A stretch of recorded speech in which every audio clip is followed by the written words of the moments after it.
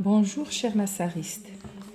Alors, comme d'habitude, on commence toujours avec un petit rappel de la leçon précédente. Et après, on passe à notre leçon d'aujourd'hui. La leçon qu'on a déjà traitée s'agit du futur des verbes du premier groupe. Alors, voyons ce schéma. C'est un axe de temps. Il contient 3 temps, le passé, le présent et le futur. Le passé, c'est une action qui est terminée, ça veut dire achevé, fini. Par exemple, hier, j'ai fait un beau travail ou un beau voyage. Ça y est, j'ai fait mon beau voyage et c'est fini. Le temps du présent, c'est une action qui arrive maintenant, aujourd'hui, en ce moment. Par exemple, maintenant, je fais un beau voyage. Et enfin, le temps du futur. C'est une action qui va arriver plus tard, dans l'avenir. Par exemple, demain, je ferai un beau voyage. Et comme vous le constatez, le verbe change selon le temps. Pour le passé, je dis j'ai fait. Pour le présent, je dis je fais. Et pour le futur, je dis je ferai. Le verbe change selon le temps. Bon, ce qui nous concerne maintenant, chers enfants, c'est le temps du futur. Alors, le futur est un temps qui exprime une action qui va se dérouler plus tard, dans le futur, c'est-à-dire dans l'avenir, peut-être demain, peut-être dans 5 minutes, peut-être tout à l'heure.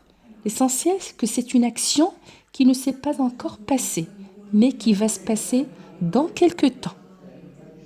Bon. Alors au futur, les verbes du premier groupe, pour les conjuguer, il faut les mettre à l'infinitif. Et bien sûr, on ajoute les terminaisons du futur. Pour je, c'est AI. Pour tu, AS. Pour il, elle, A. Pour nous, ONS. Pour vous, EZ. Et pour il avec S, elle avec S, c'est ONT. Prenons l'exemple du verbe parler. Alors c'est un verbe à l'infinitif. C'est un verbe du premier groupe qui se termine par ER. Très bien. Alors, j'écris le verbe parler tout entier. Je ne supprime rien de rien. Et j'ajoute la terminaison. Pour je, j'ajoute AI. Pour tu, j'ajoute AS. Pour il, elle, on, j'ajoute A. Pour nous, ONS. Pour vous, EZ. Et pour il avec S, elle avec S, ONT. Très bien. Alors, tout cela s'agit bien sûr de la leçon qu'on a déjà expliquée et qu'on a déjà fait. Alors, on passe maintenant à notre leçon d'aujourd'hui. Alors, il s'agit du futur des verbes être et avoir. Alors, concentrez-vous s'il vous plaît avec moi et suivez attentivement. Les exemples.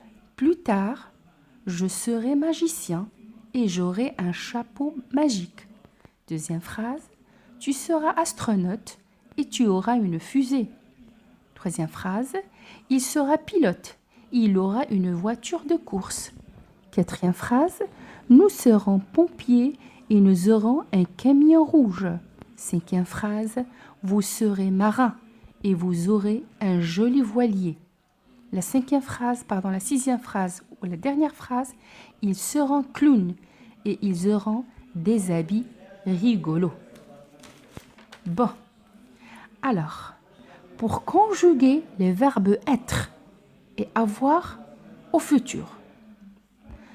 Alors, je commence par le verbe être. Pour conjuguer le verbe être au futur, à toutes bien sûr les personnes, c'est-à-dire je, tu, il, nous, vous, il avec S, on commence par les lettres SER. SER. Tous les pronoms personnels prennent les mêmes lettres SER. Et j'ajoute pour je AI, pour tu AS, pour il, elle, en A, pour nous ONS, pour vous EZ et pour il, elle, ONT. Et je dirais je serai, tu seras, il sera, nous serons, vous serez, ils seront. Je passe maintenant au verbe avoir. Les mêmes choses. Alors, Pour conjuguer le verbe avoir au futur à toutes les personnes, on commence par la lettre AUR. Pour le verbe être, j'ai dit SER. Pour le verbe avoir, AUR. Et j'ajoute la terminaison. Alors la terminaison du futur, vous la connaissez maintenant très très bien. C'est AI pour je, c'est AS pour tu, c'est A pour il, c'est ONS pour nous, c'est EZ pour vous et c'est ONT pour il avec S. Très bien. Alors, il y a une exception. C'est que je ne dirais pas je aurais. Pourquoi? Parce qu'on a deux voyelles, E et A. Et on a une règle qui nous dit que lorsque deux voyelles se rencontrent, on enlève le premier voyelle et on met apostrophe. Je le dirai pas mal de fois à vous, n'est-ce pas, cher massariste? Très bien. Alors, qu'est-ce que je dis? J'aurai, tu auras, il aura, nous aurons, vous aurez, ils auront. Est-ce que vous avez bien compris? Alors, prenez maintenant cahier d'activité et travaillez l'exercice d'application. Cherchez la leçon, le futur des verbes et avoir. Et n'oubliez pas, bien sûr, cher massariste, d'écrire la règle tout entière. Voici la leçon d'aujourd'hui, mardi 24 mars 2020. Et voilà, le cours sur le futur des verbes être et avoir se termine. Je vous remercie de votre attention. Au revoir et à très bientôt pour un prochain cours.